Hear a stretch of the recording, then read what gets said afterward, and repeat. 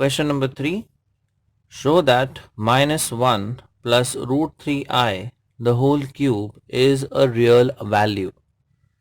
अब यहाँ पर हम यूज़ करेंगे formula a plus b the whole cube, which is, so a plus b the whole cube is equal to a cube plus 3a square b plus 3ab square plus b cube, right? So using this formula हमें इसकी value मिलती है -1 plus root 3i the whole cube is equal to, अब a की जगह हम substitute करेंगे -1 and b की वैल्यू हो जाएगी √3i. So a cube, that is -1 cube plus 3 times a square b, that is 3 times -1 square into b, that is √3i, plus 3 times ab square, यानी -1 into √3i the whole square, plus b cube, that is √3i the whole cube. So remember this, यहाँ पर ये formula हम use करेंगे a plus b the whole cube का. अब -1 cube होता है -1 plus 3 times -1 square is 1 into √3i plus 3 into -1 into √3i the whole square. So √3 का स्क्वायर होता है 3 और यहाँ पर आ जाएगा i स्क्वायर प्लस √3i का क्यूब. अब √3 इंटू √3 इंटू √3 ये हो जाता है 3√3 और साथ में आएगा i cube. Now let us proceed further. तो ये आ जाता है -1, ये टोटल आ जाता है 3√3i. ये अगर हम मल्टीप्लाई करते हैं तो ये हो जाएगा minus 3 3s is 9i square plus 3√3i cube, right? So further we get -1 plus 3√3i. Now we know that i square की value is -1 and वैसे ही हम i cube ढूंढ सकते हैं. हम इसे लिख सकते हैं as i square into i. तो ये हो जाएगा -1 into i which is -i. So i cube की value हम -i लिख सकते हैं. तो ये हो जाएगा -9 into I square is -1 plus 3√3 into -i.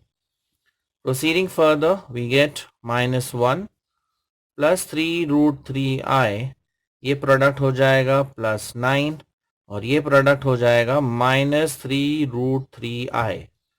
अब ये जो i इमेजिनरी टर्म है ये कैंसिल हो जाएगा. So we are left with 9 minus 1, that is 8. अब इसमें imaginary part exist नहीं हो रहा है. So therefore we can say that this value is real. So 8 is a real value. So we say which is real. Hence proved. So here you have to use the formula a plus b the whole cube. So जहाँ पर a है वहाँ पर -1 और जहाँ b है वहाँ पर हम √3i सब्स्टिट्यूट करेंगे. तो यहाँ पर हमने सब्स्टिट्यूट कर दिया है. करेक्ट. सिंप्लीफाई, जो इमेजिनरी टर्म है वो कैंसिल हो जाते हैं एंड फाइनली आपको मिलता है 8 which is a real value. अब देखते हैं question number 4. Evaluate the following. अब इसमें से कुछ 2-3 सम्स हम ले लेते हैं. Let's take the second one. I raised to 888. So I raised to 888. अब ये एक इवन पावर है तो इसे हम लिख सकते हैं as I square raised to 444, right? Because 2 times 444 is 888.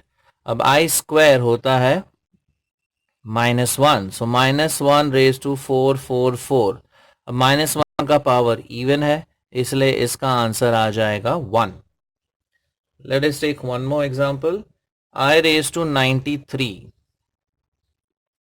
So I raise to 93।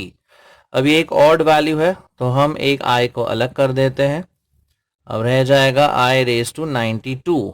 ये एक इवन मल्टीपल है, right? So we have I into I square.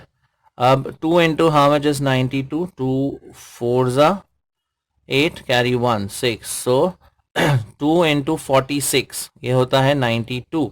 अब यहाँ पर आई स्क्वायर की वैल्यू हम सब्स्टिट्यूट करते हैं -1, सो -1 रेज टू 46। अब -1 रेज टू इवन पावर है तो इसका आंसर तो हो जाएगा 1, so it is I into 1, so the final answer for this is I. So I raise to 93 is I. Let's take one more example, 6th वाला ले लेते हैं। 1 upon I raise to 58।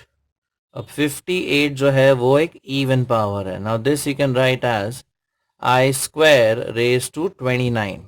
Again I square is -1, तो ये आ जाएगा upon -1 raise to 29।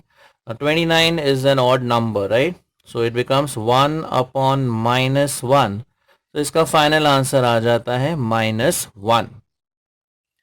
And let's take the 7th question. I raised to 30 plus I raised to 40, I raised to 50 and I raised to 60. All these are even powers.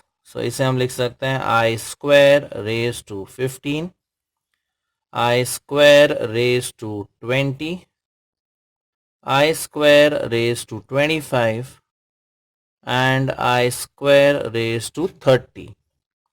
I square is -1, तो ये जाएगा -1 raised to 15. This would be -1 raised to 20. ये आएगा -1 raised to 25 and this is -1 raised to 30. A -1 raised to 15 is -1. -1 raised to 20 is +1. -1 raised to 25 ये आएगा -1 and -1 raised to 30, this is again +1.